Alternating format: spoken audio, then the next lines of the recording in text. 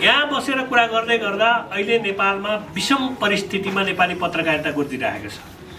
पत्रकारले आफ्ना पेशागत सुरक्षा हक हितका सवालमा उठान गर्न पर्ने सम्पूर्ण सवालहरू अहिले हाम्रा सामु छन्।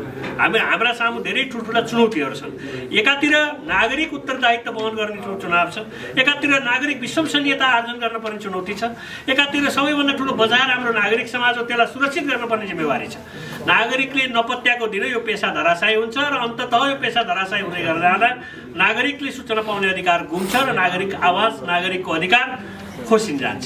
त्यसकारण पनि यो चाहिँ तपाईँ यो पेशा चाहिँ सबल भएर जानु जरुरी छ र नागरिकप्रति उत्तरदायी भएर जानु छ र तपाईको विश्वसनीय पत्रकारिताको आजको आवश्यकता छ। विश्वसनीय पत्रकारिता गर्दै जाँदा थुप्रै चुनौतीहरू हाम्रा सामु छन्। अहिले देखिएका सामाजिक सञ्जालहरूमा आएका कन्टेन्टहरूलाई 60% भन्दा बढी नागरिकहरूले त्यसलाई समाचारको रूपमा आत्मसात गरेको अहिलेको अवस्था हो। त्यसले गर्दाखेरि तपाईलाई फेक न्युजहरूको मार्केट बढेको समस्या हो र त्यसले गर्दा पत्रकारितालाई एकदमै ठुलो च्यालेन्ज, एकदमै ठुलो चुनौतीको रूपमा चाहिँ नि यी कुराहरू अगाडि आइरहेका छन्। नागरिकले सबैभन्दा पहिला, सबैभन्दा छिटो, सबैभन्दा चाँडो तपाईँको चाहिँ नि त्यो न्युज हेर्न चाहन्छ, त्यसलाई त्यही हो कि भन्ने ठान्छ। त्यसले गर्दाखेरि जे न्युज सम्प्रेषितहरू हुन्छन् ती सम्प्रेषितहरू ढिला हुन्छन् र हाम्रो पनि समस्या के छ, चाँडो सम्प्रेषित गर्ने नाममा, छिटो सम्प्रेषित गर्ने नाममा केही कमजोरीहरू नेपाली पत्रकारिताबाट भएका छन्। त्यसले पनि नागरिक विश्वसनीयता आर्जन गर्न हामीलाई गाह्रो परिरहेको छ। त्यसका सबैभन्दा ठुलो चुनौती नागरिक विश्वसनीयता आर्जन गर्नु छ हामीले भन्ने मलाई लाग्दछ। अर्को म तपाईहरुलाई चाहिँ अब पत्रकार सुरक्षाको कुरा त गरिसाध्यै छैन। नेपाल पत्रकार महासंघको वरिष्ठ उपाध्यक्षले सामान्यतया श्रमको मुद्दा हेर्ने चाहिँ विधानतः व्यवस्थित परिपाटी छ। म कहाँ यति धेरै निवेदन र उजुरीका चाङ हुन्छन्, तलब नपाएको, तलब त्यसपछि आएर तपाईँको बिदा कटौती कटौती गरिदिएको। त्यसकारण अब तपाईँले पाउनुपर्ने जे जति एग्रिमेन्ट थियो त्यो फलो नभएको यति धेरै चाङ छन्, यति धेरै समस्या छन्। यति धेरै समस्या तपाईँको काठमाडौँमा मात्रै छैन, समस्या पहिला स्ट्रिङर भएर रिपोर्टर भएर विभिन्न जिल्लाहरूमा काम गरेका साथीहरूको पनि तलब पाइएको अवस्था छैन, तलब रोकिएका अवस्था छन् र काठमाडौँमै पनि त्यो समस्या छ। कतिपय सञ्चारगृहहरूमा मेरै उपस्थितिमा मैले गएर एबी न्युजमा भन्नुहोस्, नागरिक दैनिकमा भन्नुहोस्, लगायतका रिपब्लिकन नागरिकमा गएर मैले चाहिँ आफैले पनि सम्झौता गरेर त्यसलाई एउटा ट्र्याकमा ल्याउने कोसिस गरेका छु र केही चाहिँ नेपाल पत्रकार महासंघले केही साथीहरूको पारिश्रमिक दिलाउनेमा भूमिका निर्वाह गरेको छ। यद्यपि यो नटुङ्गिने अनन्त यात्रा रहेछ र सबैभन्दा ठुलो समस्या त के रहेछ भने तपाईँले पाउनुपर्ने 20,000 30,000 तलब अथवा 15 लाख छ भने तपाईँको ड्युटी आवर घटाइदिएर 8 घण्टा 4 घण्टा 2 घण्टा तपाईँले गरे ड्युटी आवर यति हो भनेर त्यो 5 लाखमा झारिदिन्छ। मेरो साथी 20 लाख क्लेम गर्छ, उसको संस्थाले चाहिँ 5 लाखमा झारिदिएको छ। अब त्यो कस्तो, अब के गरेर झारिदिन्छ मैले त्यसमा पनि चाहिँ सञ्चारगृहका मालिकहरूसँग कुरा गरेँ। उहाँहरूले चाहिँ ड्युटी आवरलाई चाहिँ 8 घण्टा ड्युटी आवर हो, उहाँ 2 घण्टा आउनु हो, यो गर्नु हो त्यो गर्नु भनेर हाल्नु पर्यो। यसरी श्रमको यो वर्गको श्रमको शोषण सायद यति धेरै शोषण अरू कुनै पनि पेसामा छैन, त्यति यो पत्रकारिता पेसामा त्यही पनि खुसी छौँ कि हामी, त्यही पनि तपाईँहरू खुसी हुनुहुन्छ। अर्को कुरो, राज्यले पत्रकारितालाई जहिले पनि तपाईको एकदम दुश्मनका रूपमा हेरेको देखा, चाहे जुनसुकै सरकार बदलिएर जाउन्। दुईटा कुरा छन्, कहिल्यै पनि तपाईँको चाहिँ हामीसँग हुँदैन भन्ने। एउटा त राज्य अनुदार हुन्छ यो प्रेसप्रति, प्रेस तथा व्यक्ति स्वतन्त्रताका पक्षधरहरूप्रति भन्ने कुरा त हामीले जानेका कुरा हुन्। त्यो अर्को कुरा के छ भन्नु होला भने यो सँगसँगै राज्यका सँगसँगै पोलिटिकल पार्टी र त्यसका भातृ संस्थाहरूको एट्याक पनि पत्रकारहरूमाथि छ। राजनीतिक दल र तिनका चाहिँ भातृ संस्थाहरूले पनि आफूलाई चाहिँदा अनुकूलमा प्रयोग गर्ने, प्रतिकूलमा आक्रमण गर्ने यो परिपाटी बढ्दै गएको छ। आज आन्दोलनमा जाँदा मेरो पहेँलो ज्याकेट लागेको साथीलाई हान यो त पत्रकार आयो भन्ने छ, हान यो त सञ्चारगृह हो, सबैभन्दा ठुलो सूचना सम्प्रेषित गर्ने सञ्चारगृह हान भन्ने छ। आज चाहे ती विभिन्न नाममा भएका आन्दोलनहरूमा सबैभन्दा ठुलो भिक्टिम, सबैभन्दा ठुलो शिकार पत्रकार भएको छ, पत्रकारका सञ्चारगृहहरू भएका छन्। अब यस्तो अवस्था छ, यसलाई कसरी चाहिँ तपाईँ ट्र्याकमा ल्याउने, कसरी त्यसलाई चाहिँ तपाईँ सच्याउँदै जाने अथवा त्यसलाई कसरी कुरा बुझाउँदै जाने, ठुलो चुनौती, ठुलो समस्याको रूपमा आएको छ। आज तपाईँको पोलिटिकल पार्टिजहरूले आफ्नो अनुकूल प्रयोग गरेका छन्। पत्रकारहरूलाई 12 भाइ आएर 12 भाइ हाना भनिदिन्छ। यस्तो भाष्य कसले निर्माण गर्यो, कसरी चाहिँ तपाईँको मार्केटमा फैलाइयो? पत्रकार भनेका यस्ता हुन् उस्ता हुन् भन्ने कुरा केले डेमोक्रेसीलाई राम्रो गर्छ, केले नागरिक सूचनाको हकको प्रत्याभूत गराउँछ, केले नागरिकको हकलाई पुनर्स्थापित गराउँछ अथवा नागरिक सुरक्षा, नागरिक अधिकारलाई चाहिँ तपाईँ स्थापित गराउँछ? त्यस्तो खालको लहर अहिले चल्दै आएको छ र हाम्रो कम्युनिटी, हाम्रो समाज र हाम्रा चाहिँ कस्तो छ भने नेगेटिभ एटिच्युडमा अगाडि बढिरहेको अहिलेको बेला हो। सबभन्दा पहिला मान्छेले नेगेटिभमा हेर्छ, नेगेटिभ पाटो पहिला आउँदो रहेछ मान्छेको। सबैभन्दा पहिला यो भएन त्यो भएन, भएका कुराहरूलाई मान्छेले हेर्दैन। त्यसकारण पत्रकारिताले गरेका आमूल परिवर्तनहरू, यहाँसम्म आइपुग्दा गरेका विभिन्न सङ्घर्षहरूको कुनै मूल्याङ्कन हाम्रो कम्युनिटीमा छैन अथवा हाम्रो सत्ता चलाउनेहरूसँग छैन। सबैले खालि के गरेका छन्, एक दुईवटा फेक न्युज निस्के, एक दुईवटा अनलाइनहरूले झुकेर छिटो हाल्यो भने त्यसलाई आधार बनाएर चाहिँ नेपाली पत्रकारितामाथि प्रहार भएका छन्। त्यसकारण पनि हामीले यो विषयमा चाहिँ अरू बढी जानुपर्छ भन्ने चाहन्छ मलाई।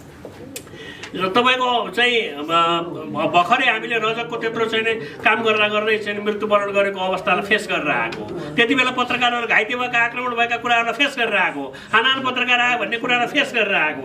अस्ति भर्खर तपाईँको चाहिँ यो जयन्ती आन्दोलनको बेलामा पनि तपाईँको पत्रकारहरूमाथि चाहिँ एकदमै ठुलो एट्याक भएको छ, सञ्चारगृहहरूमाथि ठुलो एट्याक भएको छ। अस्ति भर्खर महासङ्घले विभिन्न तथ्याङ्कहरू निकाल्दा 78 करोडभन्दा बढी क्षति भएको छ। 38वटा त निजी सवारी साधनहरू जलाइएका छन्, पोलाइएका छन्, हाल्दै सम्पादक कक्षमा समेत चाहिँ तपाईँको आन्दोलनकारीहरू विभिन्न नाममा पुगेको अवस्था छ। अब कुन अवस्थाबाट नेपाली पत्रकारिता गुज्रिरहेको, कुन अवस्थाबाट नेपाली पत्रकारिताले समाजको रूपान्तरण, नागरिकको सचेतना गर्न सक्दछ, कुन अवस्थामा पत्रकारिता गरेर चाहिँ तपाईँको हामीले बृहत्तर विकास र समुन्नत नेपालको परिकल्पना साकार बनाउन सक्छौँ, कसरी हामीले नागरिक अधिकारलाई सुनिश्चित गर्न सक्छौँ, कसरी डेमोक्रेसीको अभ्यासभित्र प्रजातन्त्र भनेर भनेर मात्रै भएन, प्रजातन्त्रको अभ्यासभित्र हामीले नागरिकलाई कसरी छिराउन सक्छौँ, कसरी नागरिकले प्रजातन्त्रको अभ्यास गर्न सक्छ, सिक्छ र अनुभूत गर्न सक्छ भन्ने कुराहरू हाम्रो लागि धेरै अप्ठ्यारा कुराहरू छन्। सबैभन्दा ठुलो कुरा कानुनको कुरा छ। सरकारले कुनै पनि, मैले भने कुनै पनि सरकारले, यो सरकार आउला यसले त गर्ला, यो सरकार आउला यसले त गर्ला, कुनै पनि सरकारले मिडिया मैत्री कानुनहरू निर्माण गरेन। हरेक कानुनहरूभन्दा हामीले रिजर्भेसन राख्नु पर्यो, चाहे त्यो सामाजिक सञ्जाल विधेयक भन्नुहोस्, चाहे त्यो तपाईँको प्रेसका जतिसुकै तपाईँ सङ्घीय सरकारदेखि तिनै तहका सरकारहरू, चाहे प्रदेश सरकार भन्नुहोस् अथवा स्थानीय निकायले बनाएका कानुनहरू भन्नुहोस्, कुनै पनि कानुनहरू प्रेस मैत्री छैन। अहिले भर्खरै तपाईँहरूले चाहिँ यहाँ प्रदेशको राजपत्रमा प्रकाशित कुराहरूमाथि टिप्पणी राख्नुभयो, राम्रो छैन भन्नुभयो। कुनै पनि सरकार यति अनुदार छ प्रेसमाथि, यदि तपाईँको चाहिँ आपत्तिजनक खालको चाहिँ कानुन लिएर छ, हामी स्टेक होल्डर होइन, जसको लागि कानुन ल्याएको छ उसलाई सोधेर बनाउनु पर्दैन, उसँग छलफल गर्नु पर्दैन, मनमानी ल्याएर लादेर चाहिँ कानुन हामीले एप्रिसिएट गर्छौँ, अस्वीकार गर्छौँ। नेपाल पत्रकार महासङ्घ सम्बन्धित स्टेक होल्डर पत्रकार महासङ्घसँग हो, पत्रकार महासङ्घसँग परामर्श नगरिकन, छलफल नगरिकन ल्याइएको कानुन नेपाल पत्रकार महासङ्घले कुनै हालतमा कुनै अर्थमा मान्दैन, त्यसलाई कुनै हालतमा स्वीकार गर्नु छैन। त्यसकारण हामीसँग सल्लाह गरेर, हामीसँग परामर्श गरेर, हामीसँग बहस गरेर ल्याइनु पर्दछ कानुन एउटा। र कानुन मिडिया मैत्री हुनुपर्छ, मिडिया मैत्री हुनुपर्छ, कानुनहरू मिडियालाई गर्नुपर्छ। अब यहाँ सुन्नुहोस्, समस्या कस्ता छन् कानुनले भने तपाईँहरूले विज्ञापन बोर्डको कुरा उठाउनु भयो। यस्तो विकराल परिस्थितिबाट नेपाल गुज्रिरहेको छ। नेपालमा तपाईँको विज्ञापन जान्छ। मैले त तपाईँको योभन्दा अगाडि पृथ्वी गुरुङ सुब्बा मन्त्री हुँदाखेरि धेरै पटक मन्त्रीको फ्लोरमा राखेको कुराहरू हो। विज्ञापनको दायरा फराकिलो बनाऊ, मैले 50 चोटि भाषणमा भने होला, विज्ञापनको दायरा फराकिलो बनाऊ। यो तपाईँको मदिरा जन्ने विज्ञापनहरू खोलिदिनुहोस्, त्यसमा बरु अवेरनेस हालौँ, यो कारणले मदिरा सेवन गर्न हुँदैन भनौँ, कि औषधिजन्य विज्ञापनहरू खोलौँ। औषधिजन्य विज्ञापनहरू नागरिकले बजारमा के प्रडक्ट आयो थाहा पाउनु पर्दैन, थाहा पाउने अधिकार त नागरिकको छ नि। त्यसकारण ती कुराहरूलाई हामीले विज्ञापनको दायरा फराकिलो कुन चाहिँ कुराले रोकेको छ? विज्ञापन बोर्डले 3% काटेर तपाईँलाई के चाहिँ कल्याण गरेको छ? त्यसकारण यो कुरामा पत्रकार महासङ्घ स्ट्रङ रिजर्भेसन छ। मैले पटक सर, अब अहिले यहाँ त मन्त्री स्तरीय छैन हाम्रो, प्रत्येक पटक फ्लोरमा मैले मन्त्रीतिर फर्केर यो भएन भने हामी मान्दैन, यो हुँदैन भनेरका कुरा हो। त्यसकारण विज्ञापनको दायरा। अब अर्को कुरा छ, विज्ञापन दियो तपाईँको कस्तो दुर्भाग्य छ, विज्ञापन तपाईँ पठाउनुहुन्छ, विज्ञापनको बिल पठाउँछ एजेन्सीले, के का नाममा पठाउँछ, विभिन्न त्यसलाई कलरफुल गरेको के गरेको आदि इत्यादि गरेको नाममा तपाईँको 80% बिल बढेर जान्छ।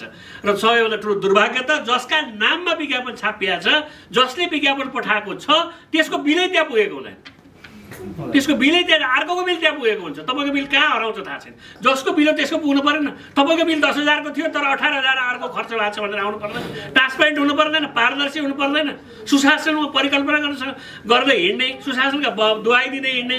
अनि यस्ता चाहिँ तपाईँको चाहिँ कमजोरको नारा च्यापेर न्याकेर अनेकतिर दलाललाई चाहिँ अगाडि बढाएर र चाहिँ तपाईँको यस्तो चाहिँ विज्ञापनमा चाहिँ तपाईँको 70-80% चुहावट गरेर चाहिँ विज्ञापनका ठुल्ठुला गरिरहेको छ। अनि त्यसपछि अर्को आज समानुपातिक विज्ञापन जहाँसम्म कुरा छ।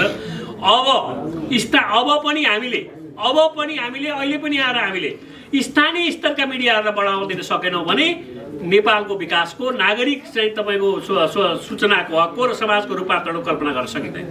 मैले मेरो व्यक्तिगत अनुभव भन्नुहुन्छ भने मैले कोभिडको बेलामा कोभिड इम्प्याक्ट एनालाइसिस गरेको थिएँ एउटा आइएफजेको सपोर्टमा। त्यसमा के देखिएको थियो भने सबैभन्दा छिटो मान्छे बाँच्ने भनेको अवेरनेस, जसले जानकारी पाएर, त्यो जानकारी सबैभन्दा पहिला लोकल चाहिँ तपाईँको अखबार भन्नुहोस्, रेडियो भन्नुहोस्, टेलिभिजन भन्नुहोस्, त्यसबाट लोकल स्तरबाट उसले पाएर पहिला सबभन्दा बुझायो। त्यस कारण त्यो रुट हो, त्यो जरा हो, त्यसले यति धेरै चाहिँ अवेरनेस जगाएको हुन्छ, यति धेरै मान्छेलाई नागरिकलाई कोभिडको बेलामा बचाउन मद्दत गर्यो।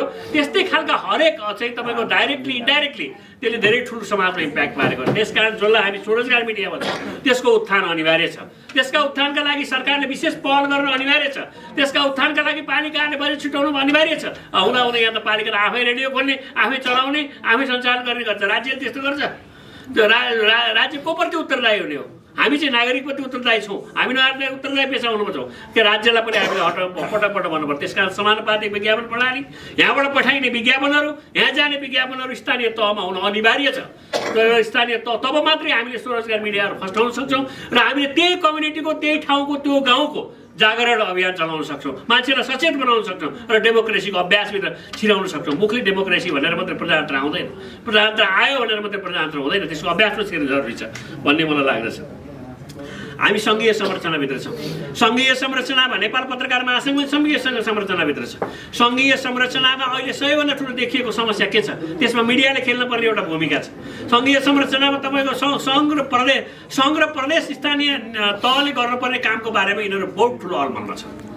सङ्घीय सरकारले गर्नुपर्ने के हो, तपाईँको चाहिँ यो प्रदेश सरकारले गर्नुपर्ने के हो, केही थाहा छैन। त्यसकारण एउटा कुरा प्रदेश सरकारले गर्नुपर्ने काम यो हो, स्थानीय सरकारले बनाउनु पर्ने कानुनहरू यी हुन्, यसरी जानुपर्छ भनेर पनि मिडियाले लबी गर्न सक्छ। तर अहिले हामीले भनिरहेका कुराहरू छन्। सामाजिक सुरक्षा कोषमा जानुपर्छ भनेर हामीले लबिङ गरिरहेका छौँ। सामाजिक सुरक्षा कोषमा अनिवार्य जानुपर्छ भन्ने छ।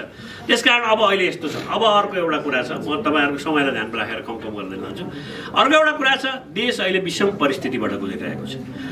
अहिले तपाईँको नेपालमा नेपाल पत्रकार महासङ्घ अहिले कहीँ न कहीँ कुनै न कुनै अवस्थामा संविधान डिग्रियल छ भन्ने कुरालाई मान्न सकिन्छ। संविधान कहीँ न कहीँ तपाईँको चाहिँ डिग्रियल छ र यसै संविधानलाई चाहिँ पूर्ण रूपमा स्थापित गर्न सकेन भने, पूर्ण रूपमा संविधान अनुरूप चल्न सकेन भने देश बहुत ठुलो सङ्कटमा जान्छ। त्यसकारण निर्वाचनको सुनिश्चितता अनिवार्य छ। निर्वाचन हुने कुराको अनिवार्यता छ। त्यसका लागि मैले त पटक सरकारी प्रोग्रामहरूमा भनेको छु पत्रकार महासङ्घको तर्फबाट बोल्दा, तपाईँहरूलाई हामीले के लबिङ गरिदिनु पर्यो, तपाईँहरूलाई हामीले कुन चाहिँ भूमिका निर्वाह गरिदिनु पर्यो। डायलग हुनु पर्दैन पोलिटिकल पार्टिजहरूसित, वार्ता घनीभूत हुनु पर्दैन, निर्वाचनको सुनिश्चितता हुनु पर्दैन, निर्वाचन गरेर ट्र्याकमा लानु पर्दैन कन्ट्रीलाई। के को जिम्मेवारीको लागि आएको सरकार? त्यसका लागि नेपाल पत्रकार महासङ्घले के भूमिका निर्वाह गर्नुपर्छ? के हामीले दुई ठाउँमा राखेर डायलग गर्नुपर्छ? इतिहास साक्षी छ। वर्तमानसम्म आइपुग्दा नेपाल पत्रकार महासङ्घले यस्ता क्रुसियल यस्ता सङ्कटका घडीहरूमा राष्ट्रलाई ट्र्याकमा ल्याउनका लागि, संविधानमा हिँडाउनका लागि, नागरिक सुरक्षा अनुभूत गर्नका लागि, नागरिक अधिकार स्थापित गर्नका लागि ठुल्ठुला आन्दोलनहरू गरेको छ, ठुल्ठुला लबिङहरू गरेको छ, ठुल्ठुला पक्ष विपक्ष राखेर एक ठाउँमा लिएर आएर कुरा गरेको छ। अहिले पनि हामी तयार छौँ। राजनीतिक पार्टी र सरकारबीच दूरी हो भने, यदि त्यस्ता दूरीका कारण तपाईँहरू निर्वाचनको सुनिश्चितता, कानुनको अधिकारको सुनिश्चितता र संविधानको ग्यारेन्टी गर्न नसकेको अवस्था हो भने हामी तयार छौँ। हामी तपाईँहरूलाई बसेर द्विपक्षीय संवाद गराएर देशलाई एउटा ट्र्याकमा ल्याउन नेपाल पत्रकार महासङ्घ अघि बढ्न सदैव तयार छ भन्ने मलाई लाग्छ। अहिले प्रविधिको जमाना छ। प्रविधिसँग आत्तिएको होइन। हामीले एउटा कुरा नागरिकलाई बुझाउनु पर्ने कुरा के छ भने, पत्रकार प्रविधिसँग डराए। अहिले आइरहेको जुन चाहिँ तपाईँको चाहिँ एआई आदि इत्यादि फेक न्युज इत्यादि भनेर हामीले जहाँ कमेन्ट गर्छौँ, त्यसलाई कस्तो भाषी निर्माण गरिएको छ भने, प्रविधि आयो, पत्रकार ट्रेडिसनल वेबाट हिँडिरहेको छ, त्यसकारण चाहिँ अब छिटो आएको सूचनाको यिनीहरूले विरोध गरिरहेछन्। त्यो होइन, प्रविधि कहिल्यै पनि नराम्रो हुँदैन। प्रविधिलाई आत्मसात गर्दै सिक्दै जाने हो। हामीले प्रविधिको विरोध गरेको होइन। तर हामी कहाँ अहिले प्रविधिको उपयोग कसरी भइरहेको छ, प्रविधिको उपयोग कुन चाहिँ वर्गले कुनलाई ट्रस्ट गरिरहेको छ, हाम्रो पत्रिका अथवा हाम्रो अनलाइनहरू हामीले केलाई आधार बनेका छौँ। दुर्भाग्यवश नेपाली पत्रकारितामा अहिले के देखिन्छ भन्नु होला भने, सामाजिक सञ्जालमा आएका विषयहरूका आधारमा चाहिँ तपाईँको मिडियाले कन्टेन्ट तयार गरिदिन्छ। के त्यसको आधार के त भन्दा सामाजिक सञ्जालमा आएको थियो। सामाजिक सञ्जालमा मान्छेले लेख्यो भने भरमा मिडियाको कन्टेन्ट बन्छ। कन्टेन्टमा लगानी गर्नु पर्दैन, कन्टेन्टमा महत्त्व दिनु पर्दैन, कन्टेन्टमा हेर्न पर्दैन। त्यसकारण हामीलाई सच्याउनु पर्ने कुरा कन्टेन्ट हो। हामीले सच्याउनु पर्ने कुरा नागरिकले चाहेको न्युज दिने हो। हामीले भनेको कोही आउनुभयो, कोही गर्नुभयो, के गर्नुभयो, उद्घाटन गर्नुभयो, यस्ता न्युज हामीलाई कुनै सरकार छैन। हामीले दिनुपर्ने नागरिकले बुझ्नुपर्ने कुरा, नागरिक जागरणका कुरा, नागरिकको ह्युमन इन्ट्रेस्टका कुरा हामीले समाचारका विषयवस्तुको रूपमा उत्थान गर्न जरुरी छ। र नागरिकलाई फेरि पनि नागरिक हामी नागरिकप्रति उत्तरदायी छौँ, तपाईँ हामीलाई ट्रस्ट गर्नुहोस् भन्नुपर्छ। किनभने तपाईँको सबैभन्दा ठुलो बजार जहाँ तपाईँ बिक्नुहुन्छ, जहाँ तपाईँको पेसा बिक्छ, जसले तपाईँलाई आत्मसात गर्छ त्यो नागरिक हो, जसले तपाईँलाई पत्याउँछ, जसले तपाईँलाई संरक्षण गर्छ। सरकार कहिल्यै तपाईँको हुँदैन। कहिल्यै पनि मैले चिनेको मान्छे मन्त्री छ भन्दैमा, मैले चिनेको सरकार आयो भन्दैमा, अथवा म जहाँ भोट हाल्छु त्यो ठाउँको सरकार आयो भन्दैमा त्यसलाई राम्रो छ भनेर ठान्नु होला। तपाईँको पेसामा लागिन्छन्। यो पेसामा कहिल्यै पनि सरकार उदारवादी भएको देखिएको छैन। कुनै पनि सरकार पत्रकारिताप्रति उदारवादी भएको देखिएको छैन। हर राज्यको चरित्र निरङ्कुश हुन्छ। निरङ्कुश चरित्र सबैभन्दा बढी पत्रकारितामाथि लागिएको छ। त्यस कारण यो कुरालाई ख्याल गर्नु जरुरी छ भन्ने मलाई लाग्दछ। अब हाम्रा केही सवालहरू छन् तपाईँहरूले उठाउनुभएका सवालहरू मलाई अत्यन्त जायज र महत्त्वपूर्ण लागेका छन्। कतिपय सवालहरूको हार्ड एन्ड फास्ट उत्तर छैन, तर गर्नुपर्ने दायित्व बोध गरेको छु। मैले यहाँ बसेर म यस कारण आएको हो, मलाई उहाँहरूले यो गण्डकी प्रदेश आऊ कि आऊ भनेर प्रेसर गरेर आएको होइन। म तपाईँहरूसँग भेट्न आएको। तपाईँहरूले यहाँ हाम्रो यो अहिलेको सेसन चलिरहँदा बिहान अहिले अनुभूत गर्नुभयो होला। म तपाईँहरूसँग साक्षात्कार गर्न आएको हो। मलाई थाहा छ तपाईँहरूले, म त जिल्लाबाट पत्रकारिता गरिरहेसम्म आएको मान्छे हो। 30 वर्ष त मैले चाहिँ तपाईँको यसरी न्युज यसरी लेखेर सेतो कागजमा लेखेर फ्याक्स पठाएर न्युज भएर अहिले प्रविधि यस्तो हुनुपर्छ भन्ने लेभलसम्म आएको मान्छे हो। कति बुझाएको छु मैले स्थानीय स्तरबाट बुझाएको छु। र पत्रकारिताको महत्त्व के छ भन्ने कुरा मलाई स्थानीय स्तरबाटै हुन्छ यसको जगेडा भन्ने कुरा मलाई थाहा छ। त्यस कारण म तपाईँहरूसँग साक्षात्कार गर्न आएको, तपाईँहरूका कुरा सुन्न आएको। कतिपय कुरा यस बेला भइसक्यो मैले तपाईँहरूको एड्रेस गर्न सक्दिनँ, तर मलाई अनुभूत छ, मलाई फिलिङ्स छ। त्यस कारण म त्यो पत्रकार महासङ्घले गर्नुपर्ने कुरामा म डटेर लाग्नेछु। डटेर कसिएर ती कुराहरूलाई त्यो एड्रेस हुनेछन्। तपाईँहरूका सम्पूर्ण सवालहरू समग्रमा एकमुष्टमा भन्नुपर्दा जे जति कुरा गर्नु अत्यन्त उल्लेख र महत्त्वपूर्ण थिए। केही कुरा डाइरेक्ट भन्नुपर्ने कुरा थिए।